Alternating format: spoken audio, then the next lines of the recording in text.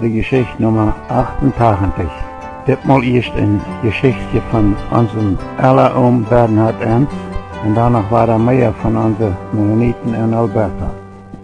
Unsere Mutter hat uns manchmal vertellt, dass ihr Onkel Bernhard Ernst in Mexiko meist ganz blind geworden wäre und dass er dadurch einmal allerhand unangenehme Dinge belebt oder erfahren hat.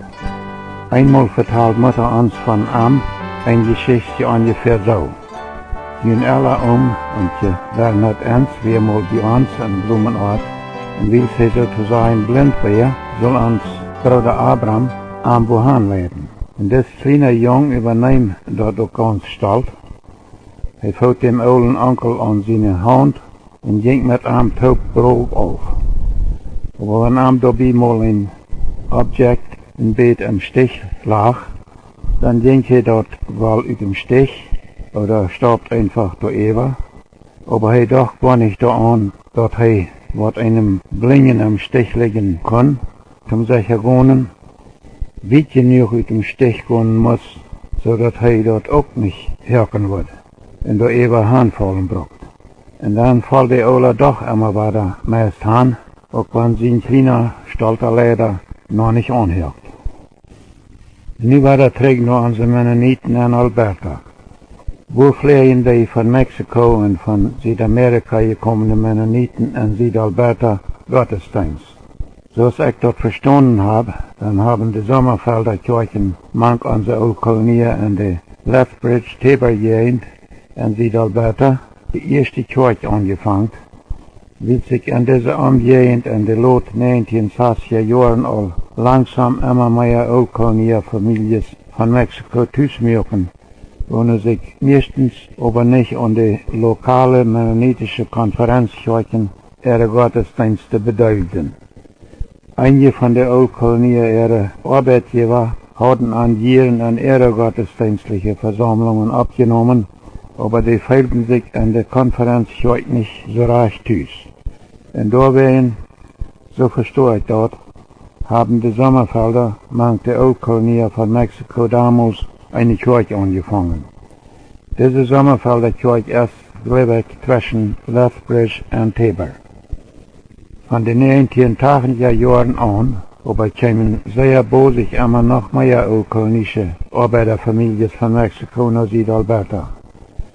Und immer mehr Familien, wenn sie da für den Sommer angekommen wären, um Geld zu verdienen, merken sich dort hüß. Und dann haben unsere Kolonie-Mennoniten sich da nicht bloß eine eigene Kolonie gemeint, aber auch noch verschiedene andere Gemeinden gegründet. Meistens haben sie dort mit Hilfe von Ältesten oder leitenden Predigers von anderen Provinzen in Kanada getan. Wie Vauxhall haben die Manitoba-Rheinländer eine Rheinländer-Kirche gegründet. In der Stadt Grassy Lake ist eine Kleingemeinde gemeint, die haben da eine große Kirche. Und sehr viele von diesen Mennoniten wollen sich zu der Grassy Lake Kleingemeinde Kirche holen, sind so eine Lied, die all in Mexiko Kleingemeinde geworden wären. Leitender Prediger ist Hein Unger, wo in Mexiko auf der Santa Rita Kolonie all viele Jahre leitender Prediger gewesen wären eine Kleingemeinde Kirche. In der Stadt Tabor ist eine IMC-Kirche. Und diese Kirche kommen auch meistens so eine Lied, wo von Mexiko gekommen sind. In Vauxhall ist eine IMMC-Kirche. Diese Kirche ist noch nie in klein, aber da kommen all durchschnittlich von 40 bis 50 Menschen zum Gottesdienst. Und dann haben die Kolonie in Südalberta auch noch eine Kolonie-Gemeinde gegründet. Und diese Gemeinde ist beweit die größte. Die Kolonie-Gemeinde hat in Südalberta zwei Kirchen, eine dicht bei der Stadt Vauxhall und eine dicht am Hochweg zwischen Grassy Lake und Tabor. Dicht bei der Grassy Lake Kirche haben die Kolonie eine Privatschule. Und dann haben die Kolonie im Bett wieder Norden, bei Two Hills, Alberta, noch eine dritte Kirche. Bei Two Hills wohnen all mehr als 50 Kolonie-Familien von Mexiko. Viele von diesen Lied haben da Land gekauft und driven da Ackerwirtschaft. aber die meisten sind auch irgendwo Arbeiter. Also im Norden Alberta, an der Peace River, Lacrate umgehend, ist eine Ölkolonie gemeint, wo da all von der Anfangs 1930er Jahren ist. Zu dieser Gemeinde gehören auch die meisten von den vielen Ölkoloniefamilien, die von 1936 bis 1942 von Mexiko durchgetroffen. In buiten dieser Ölkolonie sind in Südalberta noch die vielen Lothar von Mexiko tegen Alberta gekommene Ölkoloniefamilien. Und die haben in Südalberta auch, zoals wir al gesagt haben, eine ölkolonische Gemeinde gegründet und haben auf 3 Städten eine Kirche gebaut. Die Grassy Lake eine, die Vauxhall eine und die Two Hills eine. Diese 3 Kirchen haben taub einen Ältesten, 6 Prediger und 2 Diakonen. Ihre Prediger in Südalberta dienen der Gemeinde noch nur die altbekannte Regel. Die Oms in der Grassy Lake in Vauxhall gehen predigen aufwechselnd an ihre 2 Kirchen, die Grassy Lake in Vauxhall, aber in ihre Kirche wie Two Hills, da predigen meistens nur die Oms, die dort wohnen. Und der Älteste bedient auch diese Kirche mit Taubfasten Abendmahl. Ich weiß nicht sehr viel Einzelheiten von was unsere Mennoniten in Alberta alle schaffen, aber ich glaube, wir können sagen, dass die dort auch, zoals in Manitoba und Ontario, meist irgendwas schaffen. Und wir können von an auch sagen, dass sie sich dort meistens auch verstehen, an die Menschheit so zu integrieren, dass sie so verstreut, als sie dort wohnen, sich gut in den Südalberta Wirtschaftsleben anpassen werden, ohne dass sie dabei ihre Identität verlieren.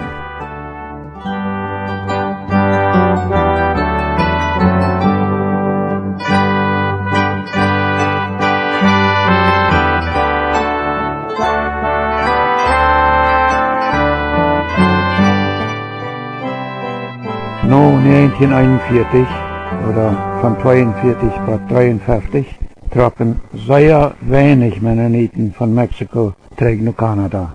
Und dafür wären mehrere Ursachen. Eine Ursache dafür wäre, dass die Preise für die verschiedenen Forenprodukte sich in Mexiko sehr verbesserten. In der Kriegszeit von 1930 bis 1945 besonders wurden die Schaufeln sehr teuer. Die Mennoniten erwirtschaften was bedeutend leichter und die meisten Bürger wurden in Mexiko zufriedener. Eine andere Ursache dafür wäre, dass Mexiko nicht mehr einen Präsident hat, der so eine starke sozialistische Ideen hat. Und dadurch fehlten die Mennoniten nicht mehr so stark, dass ihre Schulfreiheiten da bedroht wären. Noch eine andere Ursache dafür wäre, und das wäre vielleicht noch die größte Ursache, Kanada wäre auch Part von dem großen Weltkrieg geworden, und viele mennonitische Jungs und junge Männer in Kanada wurden entweder freiwillig oder gedwungenerweise auch Soldaten und gingen in den Krieg. Und dort hielten und beobachten besonders so eine Eltern in Mexiko sehr genau, wo eine Jungs hatten, die auch an so einem Alter wären, dass sie als Soldaten eingetroffen worden können, wenn sie mit ihrer Familie in Kanada wohnen würden. Ich weiß noch gut, dass wenn unsere Eltern in dieser Zeit am Sonntag verschiedene Jahreszeiten oder wenn unsere Nachbarn an einem Abend in der Werk bei uns wären, dann verteilten Eltern und Jahres immer weiter davon, dass einige von ihren Verwandten, ihre Jungs in Kanada zum Krieg gingen. Sie verteilten einander, von wem sie die Jungs sie gehört hatten, dass die in Kanada Soldat geworden und an den Krieg gewonnen wären. Und sie betonten dabei dann, dass sie sehr dankbar wären dafür, dass sie in einem Land wohnten, wo sich nicht direkt an den Weltkrieg beteiligt und wo ihre Jungs nicht gedwungen wurden, in den Krieg zu wohnen. Sie wissen aber auch, dass Mexiko, wo noch viele, sehr viele Deutschländer in ihrem Land wohnten, doch hier in Deutschland in ihren Führer Adolf Hitler wären. Und wird Lothar noch mehr davon. Aber wären die Mennoniten ihre Jungs in Mexiko so ganz wehrlos gesonnen? Oder wären all ihre jungen Männer so ganz wehrlos gesonnen? Oder wären all die älteren Männer immer ganz wehrlos angestellt, wenn sie von dem Krieg reden und so weiter? Nun bet, was in den Kriegsjahren manche Mennoniten in Mexiko passiert. Ich weet van verschiedene Ereignissen in de Weltkriegsjaren in mennonitische dorpen en Mexikanische Städte in dem Land Mexiko. Einige Ereignisse und einige Menschen ihre Benehmen wären lacherig, angeschickt oder sogar kindisch. Andere Ereignisse dagegen wären sehr ernst.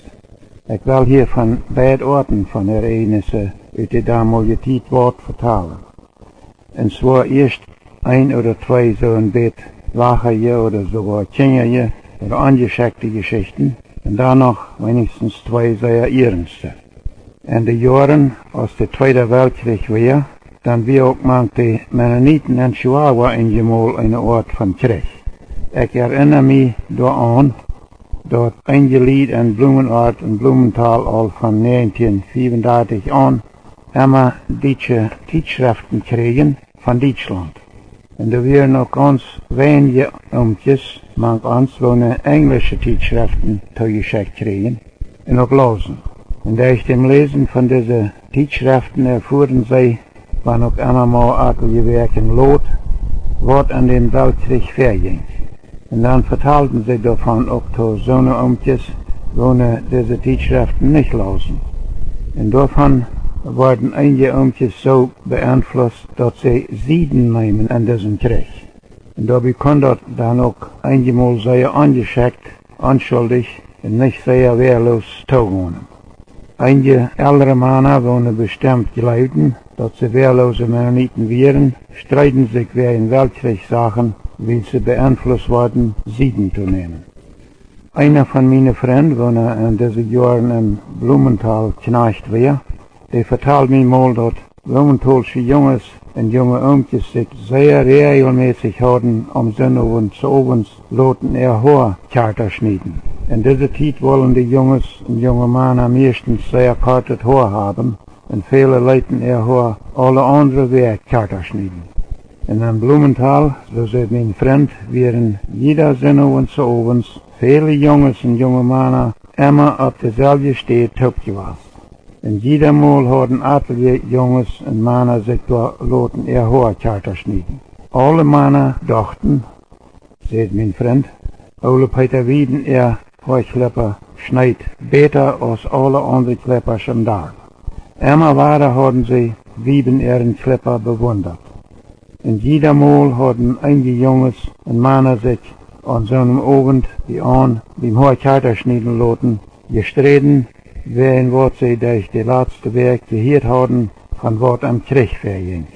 Die meisten von diesen Jungs und junge Männer wären auf der Engländer ihre Seite gewesen, sagt mein Freund, aber mal wären da auch so eine Mann gewesen, wo noch auf der Deutschländer ihre Seite gewesen wären, oder hatten sich wenigstens so gestaltet, als wenn sie für Deutschland entstanden.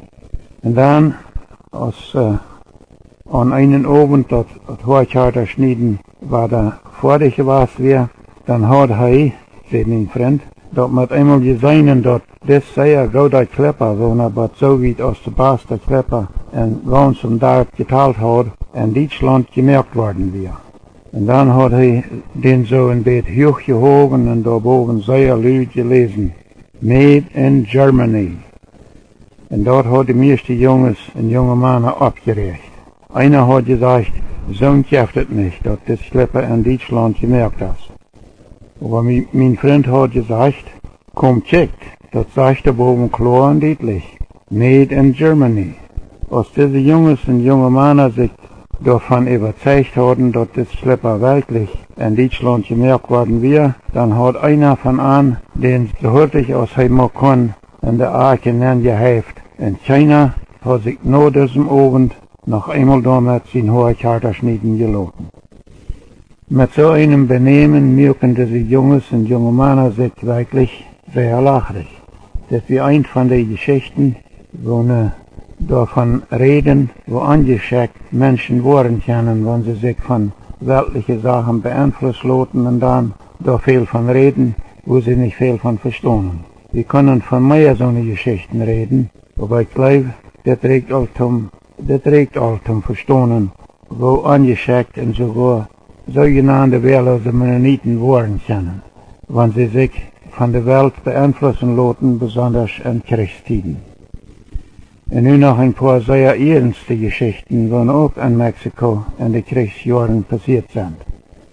Wir haben all gesagt, dass Mexiko nicht direkt in den Zweiten Weltkrieg verwickelt war, aber die Regierungen in Allemagne, die für die Regierungen schafften, waren doch sehr hier in Deutschland und alles, was zum Deutschtum gehört. Und nu wir in der Kriegszeit bei der Hafenstadt Tampico in Tamaulipas, Mexiko, ein deutschlandsches Schiff am Hafen, und von dort nicht wiederfahren kann, weil die Mannschaft von diesem Schiff uit Geld gerammt wird. In diese Mannschaft raubt den Walter Schmiedehaus in Chihuahua City am Help an. Schmiedehaus wie ein Deutschländer, wo einmal als ein Jugendlicher mit seinen Eltern nach dem Ersten Weltkrieg von Deutschland nach Mexiko gekommen war. Und nu, während der Zeit vom Zweiten Weltkrieg, war er in Chihuahua City der deutsche Konsul. Und er versucht, für die deutsche Schiffmannschaft Geld zu kriegen, um mit ihrem Schiff wiederfahren zu können. Aber weil die mexikanische Regierung auch hier in Deutschland war, wenn sie auch nicht direkt an den Krieg teilnehmen, wäre dort schwer für Walter Schmiedehaus, für diese Deutsche irgendwo in Mexiko Geld zu verschaffen. Aber damit einmal fall ihm das bei, dass, wenn er die Mennoniten ihre Vorsteher hier und da mal mit was geholfen hat, und die ihm dann gefragt haben, was sie ihm schuldig wären für seine Arbeit, dann hat er meistens zu an so gesagt. Mit einmal kommt vielleicht ein Tag, wo mir dort an jene Help fehlen wird, und dann kann je mir helfen.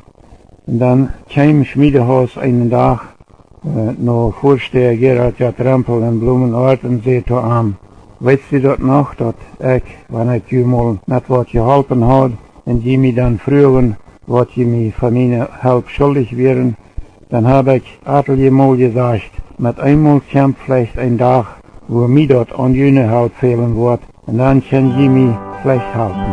Und nu ist der Tag gekommen. Wir brechen für das mal hier weiter auf.